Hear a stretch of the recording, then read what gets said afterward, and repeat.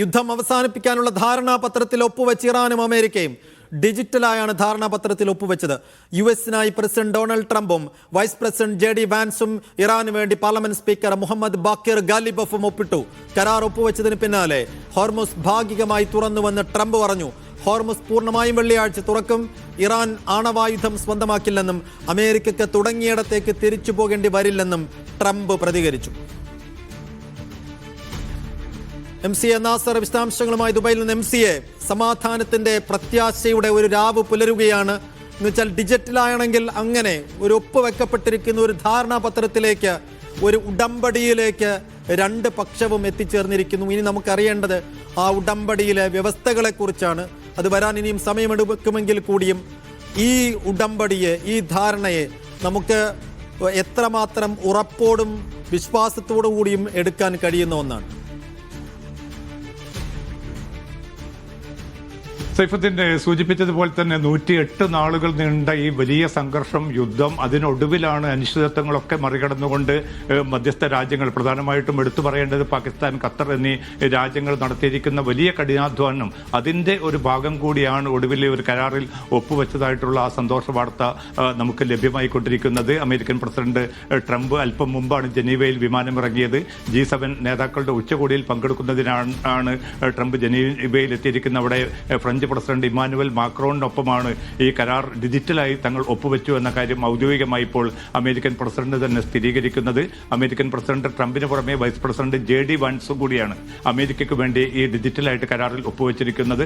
അതേസമയം ഈ ചർച്ചകൾക്കൊക്കെയും നേതൃത്വം വഹിച്ച ഇറാന്റെ പാർലമെന്റ് സ്പീക്കർ മുഹമ്മദ് ബാക്കിർ ഗാലിബാഫാണ് ഇറാന് വേണ്ടിയിട്ട് ഡിജിറ്റലായിട്ട് കരാറിൽ ഒപ്പുവെച്ചിരിക്കുന്നത്. ഇനിയുള്ളത് എല്ലാം സാങ്കേതിക നടപടിക്രമങ്ങൾ മാത്രമാണ്. വെള്ളിയാഴ്ച ജനീവയിൽ വെച്ചുകൊണ്ട് ഇരു കൂട്ടരും ഔദ്യോഗികമായിട്ടുള്ള ഒരു ചടങ്ങിൽ ഈ കരാറിൽ ഒപ്പുവെക്കും. നേരത്തെ സൂചിപ്പിച്ചതുപോലെ അമേരിക്കയുടെ വൈസ് പ്രസിഡന്റ് JD വാൻസ് ആയിരിക്കും ആ ചടങ്ങിൽ അമേരിക്കയ്ക്ക് വേണ്ടി സന്നിഹിതനാവുക. അതോടൊപ്പം തന്നെ ഇപ്പുറത്ത് മുഹമ്മദ് ബാക്കിർ ഗാലിബാഫ് ഉണ്ടാവും. അതോടൊപ്പം തന്നെ വിദേശകാര്യ മന്ത്രി അബ്ബാസ് അറാഗ്ചി ഉണ്ടാവും. അങ്ങനെ ഉന്നതതല ഇറാൻ നേതാക്കളും ജനീവയിൽ വെള്ളിയാഴ്ച എത്തുന്നതോടുകൂടി ഈ കരാർ പൂർണ്ണാർത്ഥത്തിൽ നടപ്പാക്കാനുള്ള ഒരു സാധ്യത ഒരുങ്ങുന്നു. ഇപ്പോൾ തന്നെ ഹോർമുസ് ഭാഗികമായി തുറന്നു എന്നാണ് ഇപ്പോൾ ട്രംപ് അവകാശപ്പെടുന്നത്. അതുമാത്രമല്ല, ഹോർമുസിൽ ഈ കപ്പലുകൾക്ക് കടന്നു പോകാൻ യാത്ര സുഗമമാക്കുന്നതിനും അതോടൊപ്പം തന്നെ മൈനുകളും മറ്റും നീക്കം ചെയ്യുന്നതിനും വേണ്ടി ഫ്രാൻസ്, UK ഉൾപ്പെടെയുള്ള 20 രാജ്യങ്ങൾ സന്നദ്ധത അറിയിച്ചതായിട്ടും ട്രംപ് വെളിപ്പെടുത്തുന്നുണ്ട്. മറ്റൊരു കാര്യം കൂടി അദ്ദേഹം വ്യക്തമാക്കിയിരിക്കുന്നത്, ആണവായുധം ഒരിക്കലും ഇറാന് സ്വന്തമാക്കാൻ പറ്റില്ല. അത് ഈ വ്യവസ്ഥയുടെ ഭാഗം തന്നെയാണ്. അതോടൊപ്പം ഈ വിട്ടുകൊടുക്കുന്ന സ്വത്തുക്കളുമായി ബന്ധപ്പെട്ട് അത് ഇറാന്റെ പെർഫോമൻസ് എങ്ങനെയുണ്ട് എന്ന് നോക്കിക്കൊണ്ടായിരിക്കും ഈ സ്വത്തുക്കൾ തങ്ങൾ കൈമാറുക. ഏതായാലും ഈ കാര്യങ്ങളാണ് ഇപ്പോൾ ഔദ്യോഗികമായിട്ട് വെളിപ്പെട്ടിരിക്കുന്നത്. ഇനി ട്രംപ് സൂചിപ്പിച്ചതുപോലെ ഏറ്റവും സുപ്രധാനമായിട്ടുള്ള ഒരു കരാറാണ്. അതുകൊണ്ട് അത് ഈ ഘട്ടത്തിൽ വെളിപ്പെടുത്തുന്നില്ല എന്നേ ഉള്ളൂ. പക്ഷേ ഇറാനുമായിട്ട് ഇപ്പോൾ ആശയവിനിമയം തുടരുകയാണ്. ഇറാനിന്റെ ധാരണ കൂടി ഉറപ്പാക്കിയാൽ ആ കരാർ ഉടൻ തന്നെ വെളിപ്പെടുത്തുമെന്നുകൂടി ട്രംപ് അറിയിച്ചിട്ടുണ്ട്. ഭാഗികമായി തുറന്നിരിക്കുന്നു. വെള്ളിയാഴ്ച പൂർണ്ണമായും തുറക്കുമെന്നും പറയുന്നു. അങ്ങനെ ഭാഗികമായി തുറന്നെങ്കിൽ അതിന്റെ പ്രതികരണങ്ങൾ ഏതെല്ലാം നിലക്ക് വരുന്നുണ്ട്? അത് സംബന്ധിച്ച് ട്രംപ് എന്തെല്ലാം കാര്യങ്ങളാണ് ഇപ്പോൾ പറയുന്നത്? സൈഫുദ്ദീൻ, എന്തായാലും ഭാഗികമായിട്ട് തുറന്നു എന്ന് ട്രംപ് ഔദ്യോഗികമായിട്ട് വെളിപ്പെടുത്തിയിരിക്കുന്നു. ഇറാന്റെ ഭാഗത്തു നിന്നും അനുകൂലമായിട്ടുള്ള പ്രതികരണങ്ങൾ തന്നെയാണ് ലഭ്യമാവുന്നത്. തങ്ങൾ എന്തൊക്കെ ഉറപ്പുകൾ ഈ കരാറിന്റെ ഭാഗമായിട്ട് മുന്നോട്ട് വെച്ചോ അത് പൂർണ്ണമായിട്ടും തങ്ങൾ നടപ്പാക്കും. പക്ഷേ മറുപക്ഷം തങ്ങൾക്ക് നൽകിയിരിക്കുന്ന കൃത്യമായിട്ടുള്ള ഉറപ്പുകൾ സമയബന്ധിതമായി തന്നെ അവർ നടപ്പാക്കേണ്ടതുണ്ട്. അതിൽ ഏറ്റവും പ്രധാനപ്പെട്ടത് ഇറാന്റെ ഭാഗത്തു നിന്ന് എടുത്തു പറയുന്നത് ഈ മേഖലയിൽ പൂർണ്ണമായിട്ടും ഒരു യുദ്ധവിരാമം വേണം. കാരണം ഇന്ന് വൈകിട്ടും ദക്ഷിണ ലെബനാനിലെ ഹിസ്ബുല്ല കേന്ദ്രങ്ങൾ എന്ന് പറഞ്ഞുകൊണ്ട് വ്യാപകമായിട്ടുള്ള ആക്രമണങ്ങൾ ഇസ്രായേലിന്റെ ഭാഗത്തുനിന്ന് ഉണ്ടായിട്ടുണ്ട്. അപ്പോൾ അതിന് ഇസ്രായേലിനെ പൂർണ്ണമായിട്ടും അമർച്ച ചെയ്യേണ്ട ഉത്തരവാദിത്തം അമേരിക്കൻ പ്രസിഡന്റിനായിരിക്കും. അദ്ദേഹം അത് ചെയ്യുമെന്നാണ് തങ്ങൾ കരുതുന്നത്. അതല്ല ഈ ആക്രമണവുമായിട്ട് മുന്നോട്ട് പോകാനാണ് ഇസ്രായേലിനെ അനുവദിക്കുന്നതെങ്കിൽ സൈനികമായി തന്നെ ആയിരിക്കും തങ്ങൾ ഇതിനെ നേരിടുക.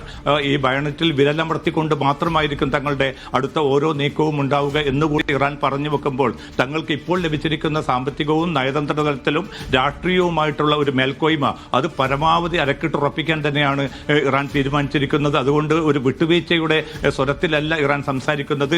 ധാരണ രൂപപ്പെട്ടു എന്നതൊക്കെ അംഗീകരിക്കുമ്പോൾ പോലും ഈ നടപ്പാക്കേണ്ട ബാധ്യത അത് സമയബന്ധിതമായി തന്നെ അമേരിക്ക നടപ്പാക്കിക്കൊള്ളണം. അതിൽ ഏതെങ്കിലും അർത്ഥത്തിൽ അമേരിക്ക പുറകോട്ട് പോവുകയാണെങ്കിൽ തങ്ങളും അതേ നാണയത്തിൽ തന്നെ തിരിച്ചടിക്കുമെന്നൊരു മുന്നറിയിപ്പ് കൂടിയാണ് അല്പം മുമ്പ് നടത്തിയ പ്രതികരണത്തിൽ ഇറാൻ വിദേശകാര്യമന്ത്രി അബ്ബാസ് അറാഗ്ചി നൽകിയിരിക്കുന്നത്. മേഖലയിലെ എല്ലാ രാജ്യങ്ങളും ഇതിനെ സ്വാഗതം ചെയ്യുകയാണ്. കാരണം എത്രയും പെട്ടെന്നൊരു സുസ്ഥിരമായിട്ടുള്ള ഒരു സമാധാന കരാറിലേക്ക് എത്തിച്ചേരാൻ സാധിക്കുമാർ ചർച്ചകൾ മുന്നോട്ട് നീക്കണമെന്നാണ് എല്ലാ രാജ്യങ്ങളും ഒരുമിച്ച് ആവശ്യപ്പെടുന്നത്. കാരണം ഈ 108 ദിവസങ്ങളിലൂടെ ലോകം കടന്നുപോയ ഏറ്റവും തീക്ഷ്ണമായിട്ടുള്ള അവസ്ഥകൾ, അതിന്റെ പ്രത്യാഘാതങ്ങൾ തിരിച്ചറിഞ്ഞ ലോക സമൂഹം ഒരുമിച്ച് തന്നെ ഇപ്പോൾ ഈ കരാറിന്റെ കൂടെ നിലയുറപ്പിക്കുന്നത് മറ്റെല്ലാ വിഭാഗീയതകളും ഭിന്നതകളും മാറ്റിവെച്ചുകൊണ്ട് ഈ കരാർ അതിന്റെ സ്ഥായിയായിട്ടുള്ള ലക്ഷ്യത്തിലേക്ക്, സുസ്ഥിരമായിട്ടുള്ള സമാധാനത്തിലേക്ക് എത്തിച്ചേരണം എന്നൊരു വികാരം തന്നെയാണ് ലോകരാജ്യങ്ങൾ ഒന്നടങ്കം ഈ ഘട്ടത്തിൽ പ്രതിഫലിപ്പിക്കുന്നത്.